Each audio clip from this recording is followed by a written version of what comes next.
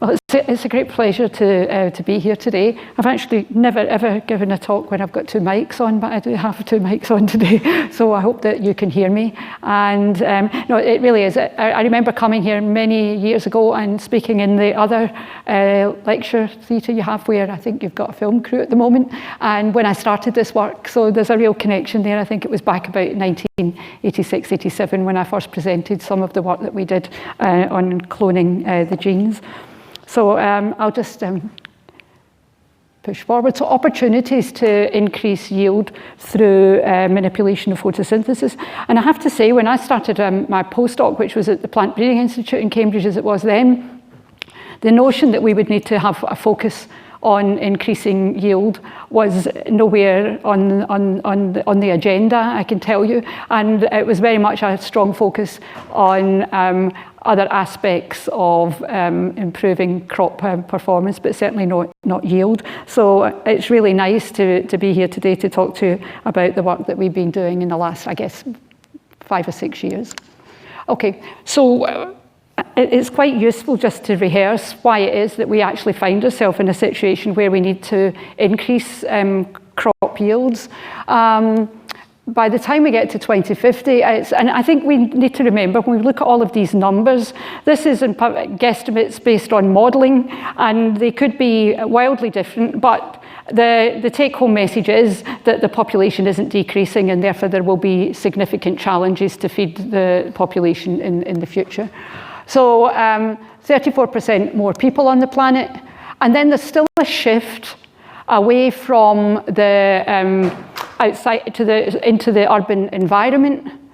So we will absolutely need more primary food, and so the guesstimate is 70%, and therefore we're going to have to increase yields substantially per acre in order that we can achieve that level of production. And I think if we, just to make a point here as well, that we don't have a lot of extra land lying around that we can use, so we have to make that land more productive. And I think it really is a big challenge for us as plant scientists to be able to do this.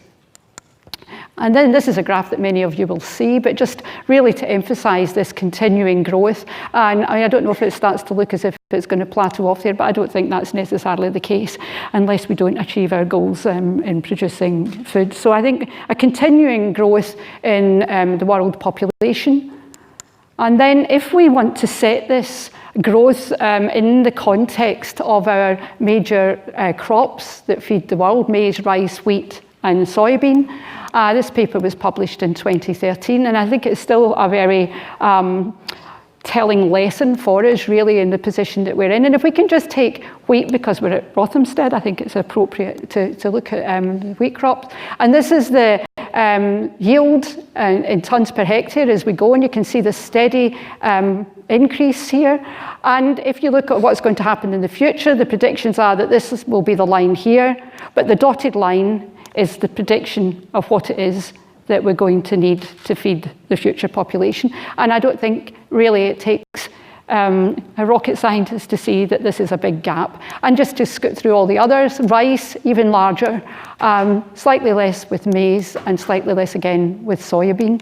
But I think the take-home message from this slide is that we're going to have to make a step change in order that we can produce crop yields of our major crops in the coming years in order to feed the predicted future population.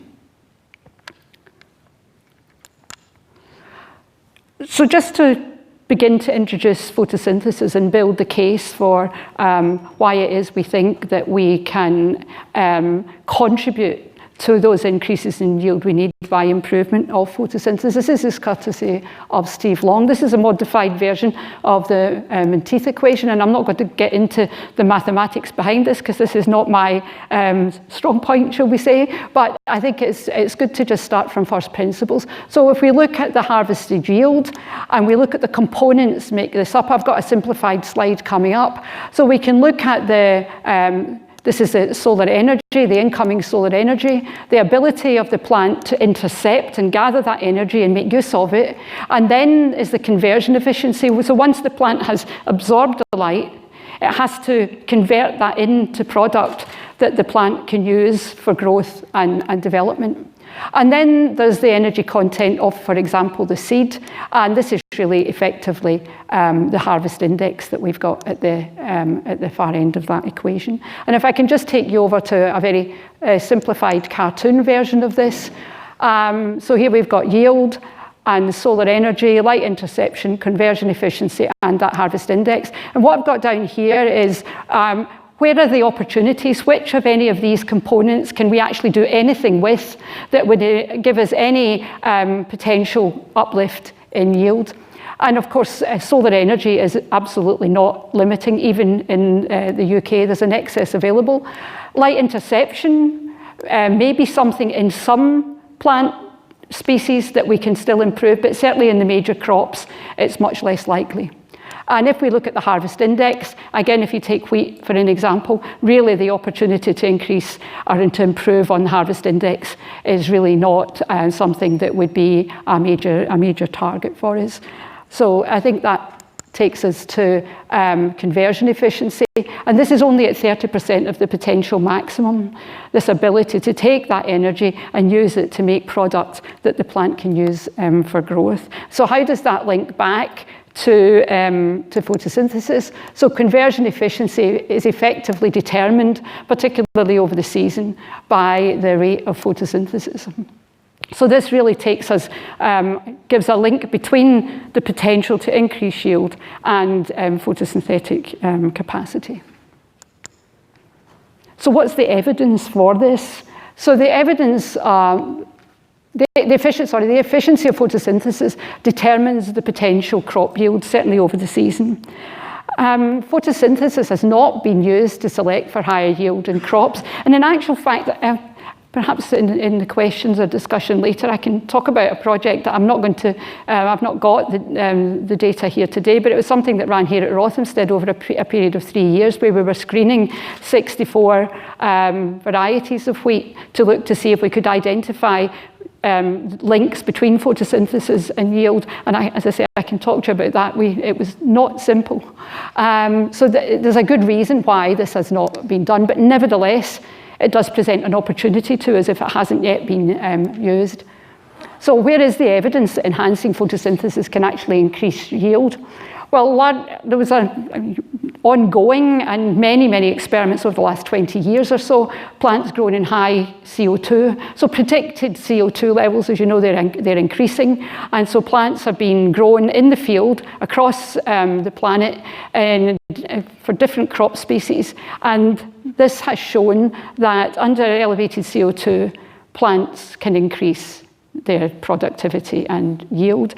And so how does that take us to photosynthesis? Well, when you have high levels of CO2, you reduce photorespiration because rubisco can fix CO2 more effectively, and that then contributes to the final biomass or grain yield. And then there's been a number of GM experiments in greenhouses over many years that would give some hope that this would be a potential for the future. So here's some data from Steve Long's lab and from others. Soybean in the field under elevated CO2, rice and wheat, and this is giving the yields in the grain and seed that can be obtained when grown under elevated CO2 conditions relative to controls grown at the same time under ambient CO2. So this really is quite compelling evidence for this, and I want to now talk to you. A bit of my talk today will be on a project that's been funded through the Bill and Melinda Gates Foundation that's led from the University of Illinois. And just to kind of set the scene, it's called Realizing Increased Photosynthetic Efficiency, RIPE. And these are all the partners that are involved with this. And here are our funders. You can see that UK Aid are now also contributing to this second tranche of funding. We had 5 years worth, and we've just started the second 5 years with these co-funders.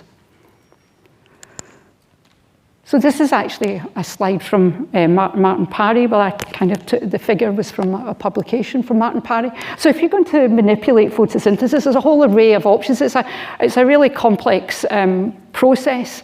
And if we can just start all the different types of approaches that are being taken across the world in projects not solely funded by Gates, but many of them are, then if we just look at the core C3 cycle, all plants use the C3 cycle ultimately to produce carbon for growth.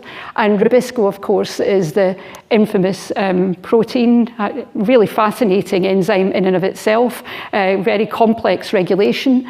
But of course, it also has a side reaction where it uses oxygen and it directly competes with CO2, which is actually the substrate that drives the Calvin cycle.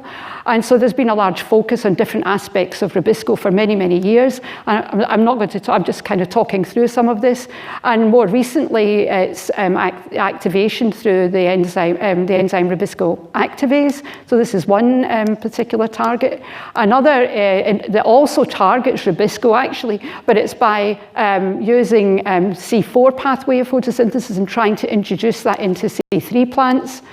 Another that also targets, many of these target the Rubisco enzyme because we know that that's a major limiting factor, a limiting enzyme in photosynthesis. And so there's an introduction of carboxylase, which comes from cyanobacterial systems, together with some bicarbonate transporters. In fact, there's a paper just about to come out, if it's not out already, in Nature Comms, where they've actually managed to assemble a carboxylase in tobacco. The plants aren't hugely happy, it has to be said, at the moment, but nevertheless, I think it's a fantastic demonstration of something that I think people thought was a bit overly adventurous, and so that's a great success. And I think finally I want to come back to the part of the pathway that I'm going to talk about, which is RUBP regeneration. So this is the ability of the cycle to regenerate this acceptor molecule, which picks up the CO2 and then drives the cycle around again. So that's really the focus of where I am. But before we do that, this is our RIPE objectives. You can see that some of these things I've been talking about, like algal mechanisms, transplanting Rubiscos. I didn't talk about mesophoconductins, but there's relaxing photoprotection, which is reported in Science about 18 months ago now, a big field success there in being able to improve biomass. Photorespiratory bypass, I think that's just, the big paper's just about to come out on that. And then I want to focus really on carbon metabolism, which is where my group is funded to take that forward.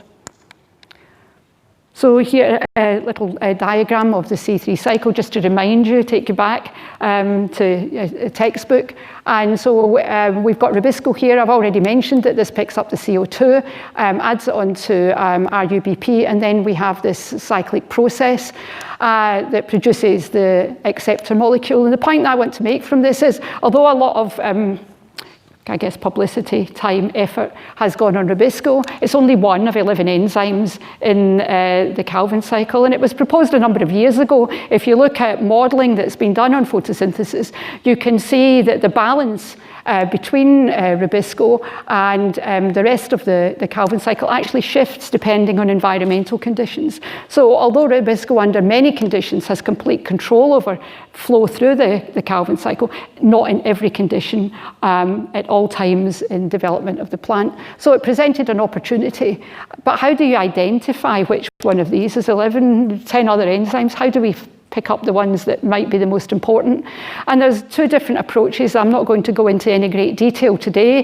One of them was to do empirical studies using antisense approaches to ask questions as, well, if you remove some of one of these enzymes, does it have any effect whatsoever on photosynthesis? Can you take away 10%, 20%, 50% and see if you can get any changes? And there were a few enzymes identified from this. One of them was SBPase that we worked on, another one FBPaldolase, and I'll come on to that in a few moments. But just while I'm here, something I want to remind everyone of, we've talked about that energy conversion efficiency. Well, the ATP and the NADPH from the light reactions is absolutely crucial and essential for driving this process. And not only that, you have all of these compounds coming out from the Calvin cycle. So although it has to produce its own carbon dioxide acceptor molecule, it's also extremely important that you have output from the pathway to all of these other components essential for growth and development. And we still know really very, very little about what, something I can't really go into in any detail, but we know very little about what regulates the relative amounts that leave the pathway. We know quite a lot about the individual regulation of each of these different pathways, but not about how that is regulated during development under different conditions and dynamically during the life cycle of the plant. But that's a topic for another day. Okay, so the very first experiment we did, and this is just, I don't know if it's projecting very well, this is a little aid memoir of that cycle that I showed you. And here is the SBPase enzyme. So based on some transgenic, antisense transgenic work we did in the 1990s, then when we had some SBPase overexpressing lines, you can see that they, in the greenhouse, performed much better than wild type. This was then repeated a couple of years ago in Arabidopsis, and then also in wheat, and this is grown in the greenhouse at Essex. And I'll come back to this at the end of my talk today. So there was some evidence, at least in greenhouse conditions, that you could get some stimulation in growth. And I should just say the grain yield was increased. It wasn't just biomass. We actually got increase in grain weight. So the thing that the Gates-funded project's about is taking us, synthetic biology is a bit grand, molecular biology, transgenics, and going from the greenhouse actually out into the field. Because I think it's all very well being able to show these effects with 30, 40, 50 plants, but actually being able to take them out into the field and provide a demonstration, albeit in a model crop, then I think it still really moves this field forward. So this is what we've been doing. So I just want to talk to you about some of the targets that we've been manipulating, testing in the greenhouse, and then moving out into the field. And I already mentioned, our focus really is on the C3 cycle, but I already mentioned that the C3 cycle is dependent on ATP and NADPH coming from the electron transport chain. And there is evidence in the literature to suggest that improvement of electron transport via manipulation of this risky iron sulfur protein, which is part of this cytochrome B6F complex, and also cytochrome C6, which in algae function along together with plasticinin, but in plants it's not normally found, and it has a more rapid reaction for transferring electrons between these two components of the electron transport chain. And then there's a number of other components here, some of which have been identified from work that was done through modelling, and others through work, the empirical studies I've talked about. So ictB, which comes from cyanobacteria, was originally thought to be a bicarbonate transporter, but that has yet to be proved. Component of photorespiratory complex, the glycine decarboxylase, is the H subunit. Rather surprisingly, this was overexpressed about 4 or 5 years ago in Arabidopsis and shown to actually have a positive effect. And then from modelling, SBPase, FBPaldolase, and AGPase have been identified as potential targets. So I'm going to talk to you today very briefly about the manipulation that we did where we combined these three enzymes and overexpressed them. And I think maybe there's something else. And then another one where we combined these three. So using the SBPase and the FBPaldolase as core. And then I think there's something on risky and a couple of other things that I'll come back to later. So this was published a number of years ago. So this was experiments where we individually and in combination overexpressed enzymes, core enzymes of the Calvin cycle together with this ictB protein. It was isolated, actually. The cyanobacteria had to be grown in high levels of CO2 in order to survive when they had a deleted copy of this gene. And that's why it was thought to be a bicarbonate transporter, but as yet, that's still to be proved. Okay, so this is how we grow our plants in the greenhouse. I'd like to kind of show this because we try to grow them. One of the things that's quite important, well, it's very important if you're going to give any kind of realistic demonstration that a manipulation could be useful in the field, is to show that you can work in a situation where you've got a closed canopy. So this is how we grow our plants at Essex. Okay. So this was these 3 manipulations here. So this is our wild type plants here. And then you go along and you can see that the plant that's manipulated in all 3 of these is larger. And there are small differences between the double and the triple. And I can show you that now, which is laid out here in a more quantitative manner. So if we look at the total dry weight, it's biomass. This is leaf and stem. It's above ground biomass. You can see that there are differences between the SBPase alone and the triple and double manipulations. So this gave us some hope that these might actually be realistic and opportunities to take out into the field, but I don't have that data from this particular set of plants today. What I want to just draw your attention to here. Here's the photosynthetic data that goes with this biomass, and I think it just demonstrates very clearly that it's actually really quite difficult to use photosynthesis in order to identify plants that might have the greatest biomass increases, partly because these are snapshot measurements on one leaf at one point in time. And even if you can do that more than once over the growth season, it's still actually really difficult to get the cumulative photosynthetic fixation total that you can that the plant is accumulating. So let me see. I think I'll just skip that. So that gave us some thought that perhaps these taking a multi-gene approach and not just targeting one single enzyme could actually give us an additive effect.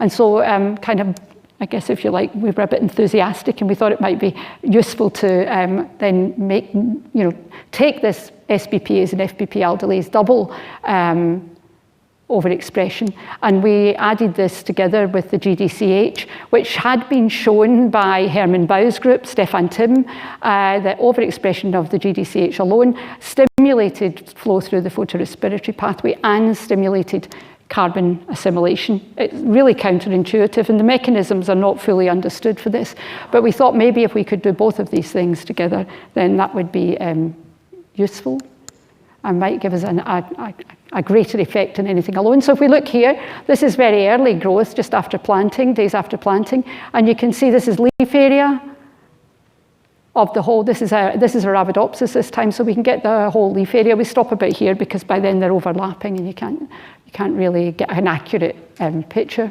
And if you look at the plant that's manipulated with all 3 of these proteins, the SBPase, the FBPaldolase, and the GDCH, then you can see much greater stimulation over the wild type and any of the single or double manipulations.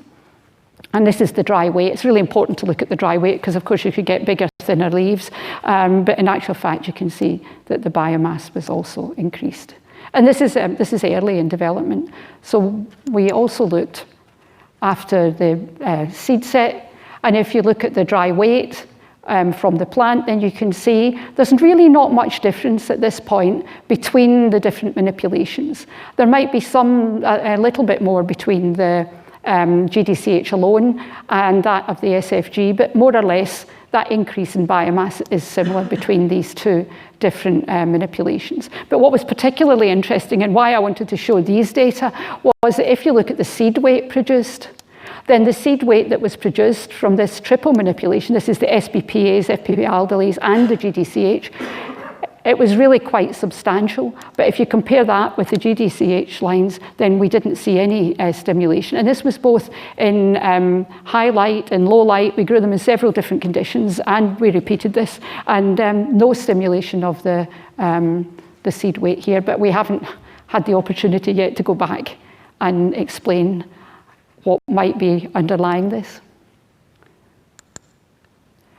But given the impact of the H protein and the fact that we were working in tobacco, we thought this would be a good target to take out into the field to see if we could get any stimulation in the field. And we have the opportunity not to do that in the UK. This is done in collaboration with the group in Illinois, and we grow our plants out there. So we did 2 different field experiments. The first year we did this really simple one that allowed us to put out a whole array of different transgenic lines with our wild type controls. And the wild type controls also had an azygous, so that's why you can see the a null segregant that had come from the transformations. And we had 2 independent lines of the GDCH. And then in 2017, we buoyed up by the results we got in 2016. We went for a randomized block design that enabled us to have much more robust statistical data coming from these experiments. So this is what the field looks like with the plants. So the GDCH overexpression increased the biomass both in the glasshouse and the field. But what was really interesting about this, here's our glasshouse data, and you normally expect that to show you a much greater increase because you kind of got real control over the temperatures, you've got control over your watering and so on and so forth. But in actual fact, in 2016 out in the field, we saw a much greater stimulation of growth in 2 of the lines than we did in the greenhouse. And again, not so great in 2017, but still a stimulation. And for those that are really looking at this, then there is variation between the different lines, and I would be from year to year, and I'd be happy to talk about that at the questions at the end. But the take-home message is that we were able to demonstrate in the field that we got a stimulation in biomass of the plant's overexpression GDCH. And the next step for this is for us to go into one of our target crops. I'll just skip over that. And so we were quite keen. I started my career working on electron transport, so any opportunity to go back here, and I picked this up. So we wanted to address the question, is overexpression of this protein, could we, number 1, actually increase the content of the whole of the complex? And number 2, would that then result in an increase in electron transport?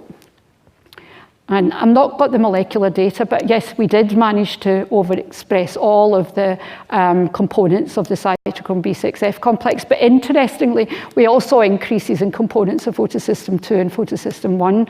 And we don't have an answer for the mechanism. It could be something through the plastoquinone pool, but we haven't explored that further yet, because our goal with our funding is to try to deliver increased yield.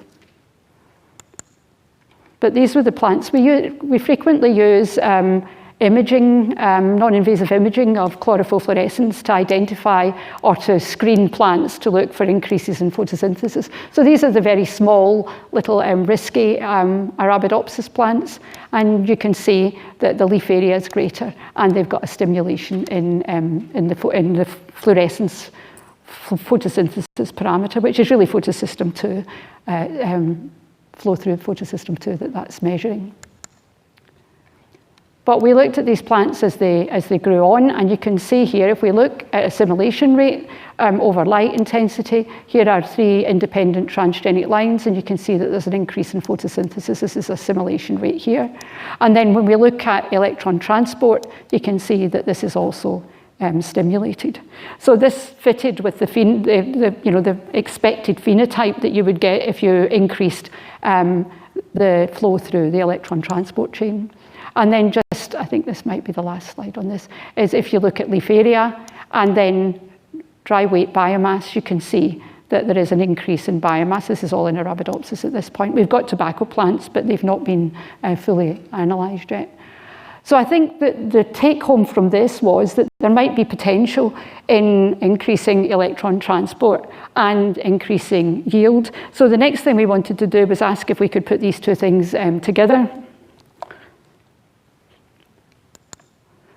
And so we went back to the drawing board, and we took the cytochrome C6 protein from algae, and we put that into plants together with enzymes that stimulated the SBPase and the FBPase reaction. This is a bifunctional SBPase enzyme that comes from cyanobacteria, and it carries out both an FBPase and an SBPase reaction. And there's several bits of data suggest that that can also stimulate carbon fixation. So we've been playing around with a number of different manipulations in 2 different tobacco varieties. We started working in Samson, which is a really nice, simple plant to deal with. When the leaves come up, they grow, they get to full expansion, they stop, and you can make measurements. But then we were working on Petite Havana, because that's the one that we decided to use for the whole group. And Petite Havana is not as easy to use as as Samson, but the data that we got from both sets of plants was highly similar. So we'll have a quick look now. I think this is just showing the overexpression of the. This is in Samson, and what we've got here is just again this screening using the fluorescence. It's really very simple and very quick for us to do, and we can see that we've got a stimulation here, and this is just showing we've got overexpression of the proteins. That's a duplication. Let me just go to the next slide. So what we've got on here is the assimilation rate. So we've got plants. We've got 3 independent lines that have been put together here, and 3 independent lines for the double, which is the SBPase and the cytochrome C6. And you can see a stimulation in the assimilation rate as you increase the internal concentrations of carbon dioxide. But then if you look at the fluorescence parameter, you can see that the significant stimulation in electron transport is only observed in the plants expressing both of these components. So this also confirms that we can actually increase electron transport, and this will be contributing to this stimulation in CO2 fixation that we can see with the SBPase enzyme.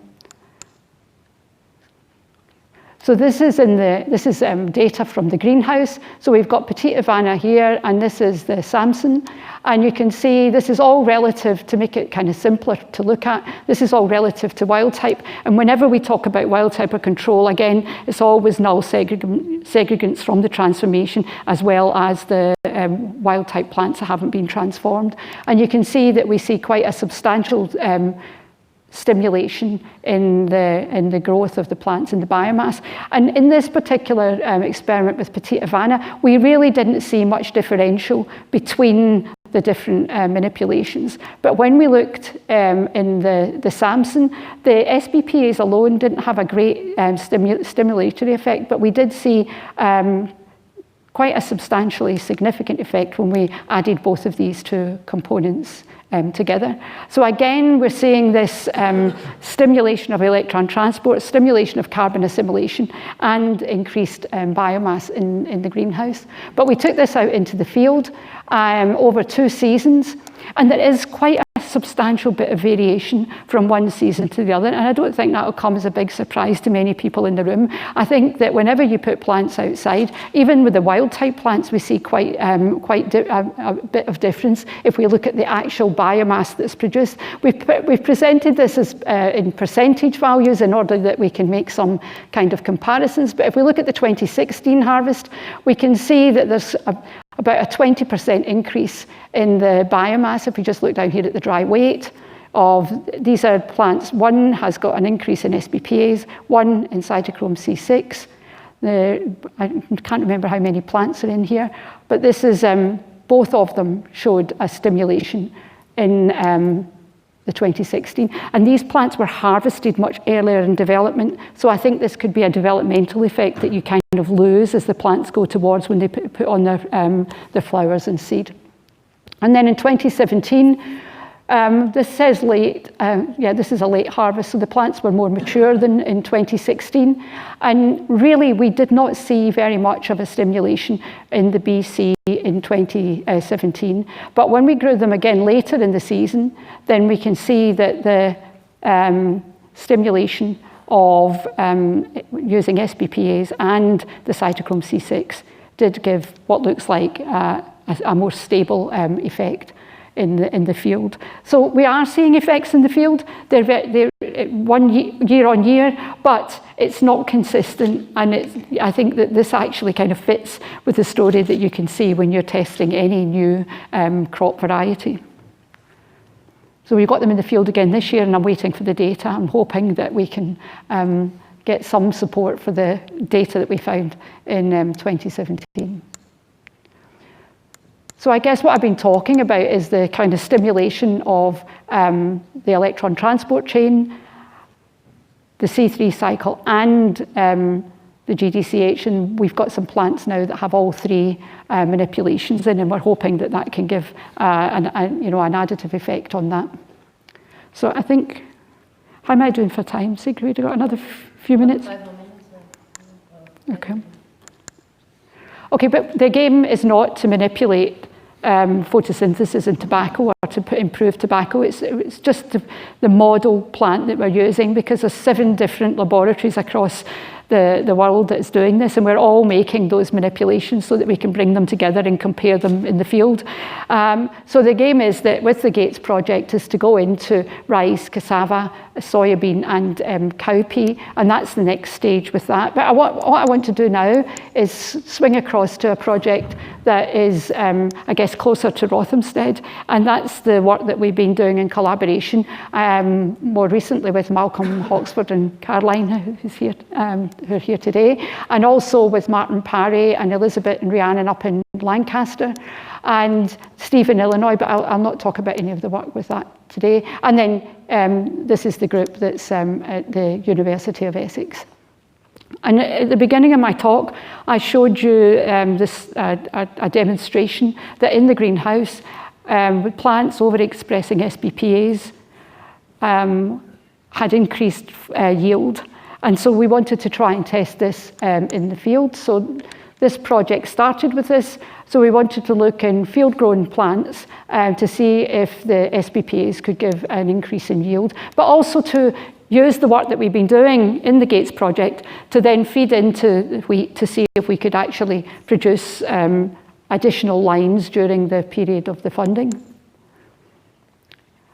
So the field site, here we are in our suits here. I think you'll recognize these. And so we wanted to characterize SBPase in the field and then measure a number of different parameters to look to see if we really actually got any stimulation. And we wanted to gather seed for our future trials. And before I go to my next slide, don't hold your breath. I'm afraid it was somewhat disappointing, but the field trial went absolutely to plan. All of the plants grew well, but we did not see any increases in photosynthesis or yield. But one of the things, and I don't know if anybody else here has had any experience of this, but when we clearly genotyped all the plants before we put them in the field, but when we put the T4 generation into the field, we also grew them in the greenhouse. But when we looked at the transcript levels, it was substantially lower than what it had been in the T3 generation, and I have no idea why that had happened. It hadn't happened between the T1 and the T2 generations, or the T2 and the T3. So the increase in SBPase was minimal to non-detectable actually in the plant. So although we didn't get an increase in yield, the jury's really just out on whether we can still get a positive effect from the overexpression of SBPase in wheat in the field. So in order to try to address this, what we've done is make a new construct. We identified some new promoters from Brachypodium, and I had a student who worked with Caroline Sparks here and expressed them under the control of Gus. I think I've got this in the next slide. And we got really high levels of expression in the leaves of the transgenic wheat expressing using these promoters with Gus. And I just wondered if that might be better than the ubiquitin promoter or the viral promoters that we'd been using previously. And I don't want to cast any doubts on any of these promoters, but I just wonder from our purposes for high levels of expression in the mesophyll, whether this might be the best way to go forward. So what we've been doing is we've made some new plants. They've now been selected. We have the T2 generations, and these are them growing. I think this is in Lancaster, and we've just got some interesting results. So the transcripts were overexpressed, but just to show you, this is just data off the press last week. So we've got ACI curves, so this is photosynthetic rate against CO2 concentration, internal CO2 concentration, and this is the wild type and azygous here, and these are the 4 different transgenic lines in the 2 different locations. So we grew a set of transgenic plants up in Lancaster and took some of that seed and also grew that down in Essex. I think this was done about 2 weeks apart. And so this is the position that we're now in, that we now have evidence that we have got overexpression of SBPase under, I guess, photosynthetic promoter. I'd hesitate to say that, but under a photosynthetic promoter, and that we've got increased in maximum capacity of photosynthesis in these lines. So we wait with bated breath to harvest the biomass in the 2 different locations to then see whether we're going to go forward for a field trial next year. So I think that's most up to date. I think that's just talking through what we're going to do. So I guess this is where we are. And we're just about to harvest. I think it's the end of this month. And we've got a Skype call planned to see what we're going to do next once we get those data. So keep your fingers crossed. And yes, we're working on the H subunit plants. We've got some things with cytochrome C6, some plants with cytochrome C6 and SBPase co-bombardment. And we're just working through those. We prioritised the SBPase so that we could get into the field next year. But we'll be pursuing these plants. And I think we've shown SBPase overexpression in a range of species and in the field has increased photosynthesis and yield. Not for wheat, but in other species. Multi-gene manipulation of carbon assimilation leads to further improvements, and the next steps are really to get into crop plants and get things out into the field so that we can provide a real-life demonstration of the potential of these approaches. And I think just as a kind of warning, it's likely that we're going to have to do, it's almost certain we're going to have to do more than just the manipulations that I'm talking about. And within the Gates project and beyond, the idea is to stack these traits as we go forward. And I think if I could just thank my colleagues at Essex. This is Tracy Lawson, my long-term collaborator. Patty Lopez is a senior postdoc who's worked with me for many years. And everybody here has been involved in aspects of the work that I've talked about. And just to say thank you for listening. Thank you very much.